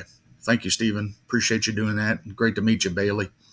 You as well. Okay. Looking forward to the Classic, man. Well, appreciate the opportunity, and keep the foot on the gas pedal on this podcast. Yes, sir. For sure. Yes, sir. Okay. All right. All right, folks, there you have it. Mr. Dave Terre, a lot to unpack there, a lot of conversation, a lot of great historical stuff that, like, I think the majority of the angling community probably doesn't even realize that's going on the back end or has happened to lead to this moment. Regardless, it's been cool to see how much of an integral role he's played in the bass fishing community or just fishing community in general. Obviously, going down to Texas to to cover walleye, you're like, what? Yeah. I think that was Yeah, it pretty was kind cool. of shocking. As he started the story, you're like, does he mention the right states? And then it all comes together. You understand it. He was in the Panhandle. If you live in Texas or you visited, you realize it's a big state. There's a lot going on. Part of our state acts like it is northern U.S. Part of our state acts like it's the Bahamas. So we have a little bit of everything. I mean, it is massive. I didn't even realize there was walleye in Texas, so I learned a nugget right off the get go. So Oh, it was lots of walleye. Yep, they're yeah. being stocked though. They're not native. Being stocked. Yep. Do they taste as good as the northern walleye? I've never caught one in Texas. I've only caught one in the north, Mm. mainly in That New must be York. walleye. Yeah, That's good. but- Are you not a fan? No, I'm a fan. I just am Oh, now you made trying like to think of where. I'm trying to think of where can I go catch a walleye and get it done. trying to think like where are they native, or I guess non-stocked, like closest to you? Like what state would have them? Native. Tennessee, maybe? I know Tennessee No, has some. I don't know if they're no. stocked. I would have to go to like Iowa. Oh, really? Yeah, which you laugh because you're like, oh yeah, Iowa. That's not close to you. You don't realize there are parts of my state that I can't drive to before I could actually make it to Iowa. So it's not that far. Hey, look, Iowa is on one of my top 3 fishing states in the country. Oh, if you haven't fished Iowa, you definitely need to. Iowa is Yeah, incredible. Just like how incredible. Missouri landed on my top 5 now for places to Yeah, retire after incredible. our show with Shane. Incredible. All right. Well, then Iowa's another great state for I'll fishing get the and hunting. Rolodex out. I'll find you a scientist in Iowa. We'll have him on the show and make you put Iowa top of the list. Dude, it's when I went to go visit those folks and see like the whole Berkeley lab and everything and fish Spirit Lake and that whole chain, Mm-hmm. that fish. Oh my God. I mean, it's such good fishing. It's like you're driving in just no man's land cornfields and then boom, you're just lake to Yeah, go fish. absolutely. Yeah, It's Spirit Lake awesome. is extraordinary. Mhm. Yeah, It's incredible. extraordinary. For walleye too? Walleye, For walleye, smallmouth, not bad. largemouth. Yeah, you can sit in one spot and catch all 3. Yeah. It's a fun Yep. freaking place. But yeah, we'll get on a whole another hour-long show if we start talking about Spirit Lake and Iowa fishing. But Okay, man, I think we should get into our lake hotline for the show. let's do it. Let's do it. We've got a All right. good question this week. We do, and it's from Awesome. Tim Prosser, and he is asking you, Steve, how do I get help at the local level about particular lakes? We have a problem, but no one here seems to know how to fix it. Oh, great question. So we've got an angler really curious about how to start the process. We talked about a lot in this episode, but maybe you're just tuning into this part. For some reason, you skipped right to the end. And if you did, uh, here's my 3 things you should do. You should first contact your local biologist. Um, Steve, how do there's they find those local biologists? Yep. I would go to your website for your state agency. I would type in the water body that you're talking about. And it may pop up right away, but you may have to do a little digging. The place that I would look is for a management report. A management report is an annual or biannual report that talks about what are they surveying in the reservoir and what do they need to be doing in the reservoir. If you can download that report and read through it, you're going to get an insight before you ever make a phone call. In that report, the authors happen to be the biologists that are in charge of the fishery, and then it becomes really simple because you know who to contact. Then, if you can't find the annual report, then what you could look for is which district does my water body fall in, and then there should be a district either phone number or email that you can call. So you're cold calling, basically asking, for the biologist that's in charge of that reservoir. whenever you approach these conversations, definitely approach them from a point of wanting to learn and wanting to participate. So the questions I would Don't ask attack them first, because the lake sucks. yeah, I mean the question I would ask first is like, hey, can I volunteer on a project or on the survey boats? A lot of them, if you're an adult, will let you go out and volunteer for electrofishing, and so you can actually go out on the boat and participate in that. Um, those are good first steps. Other options that we learned today is Friends of Reservoirs. So go to friendsreservoirs.com or .org, either one, and see if there happens to be a 4 chapter around you that's already focused on that reservoir. Because if somebody's already participating on that reservoir, they already know the connections, and you can get involved with them. And then the third one that Dave Terre recommended was to look up your Texas Bass Nation director for your state. That person is engaged in conservation work throughout the state. They're focused on it. They know the angling groups that are participating. And so you could quickly learn if somebody else, once again, is already working on that water body, because it's easier to jump in on their project than try to start something from the ground up. If you are starting from the ground up, you do need your local biologist support for grants, writing grants. You will also need some private funding sources because most grants need a match to actually be awarded. So you will have to build a coalition of people in your community, but it all starts with that local biologist. Awesome. There you go, folks. That's the best place to try and at least get a conversation going. But yeah, I think the act, like you mentioned too, of trying to get involved in it, that takes a big leap forward. And I feel like you might get more out of the conversation too if you're looking to assist and be more proactive in it versus calling, being, hey, this like sucks. Why is it happening? What did you guys do? What, like when you Well, you can start, ask that. You can ask that same question, but you can do it in a way. So instead of phrasing it that way, you just simply say, "What are the current issues we're facing on the reservoir?" Mhm. That gets to the same point. It just Right. allows that biologist to get some runway and get comfortable in the conversation before you start saying, "I see it completely different." Right. In my opinion, um, they spend a lot of time on the body of water. So do you. You'll have two different perspectives because you're looking at it from two different lenses. If you can build a productive relationship and you can go out with the biologist and participate in a project or any of the sample collections, you're going to get to see their lens. And then it's very easy to say, why don't you come fish a day and put them on your boat and let them see it from your lens as well. Yeah. Love it. Absolutely love it. Love it. Well, Steve, actually, Tim, thank you for the question submission to Lake Hotline. Folks, again, as we've been reiterating, you guys can either DM us on Serious Angler social media. You can email us at the Serious Angler email. You can email Steve or DM Steve on social media. However means you'd like to do it, that's easiest for you. You get your questions submitted to us. You can even put them down in the comment section of this here YouTube video. And we will get that submitted to you guys submitted to the show, and we can have your question put on the newest Lake Hotline for an upcoming show. So make sure you guys proactive. I can't speak today, Steve. I'll tell you You're what. right. It's been we're 2 hours into this. You're all right. We're on the information overload. There's no room for making fluent sentences anymore. But Here, let me tell them. Go to the show description at the bottom of the YouTube or in your favorite podcast app. There will be ways to contact us. Please do it. We would love to answer your questions on the next show. My savior.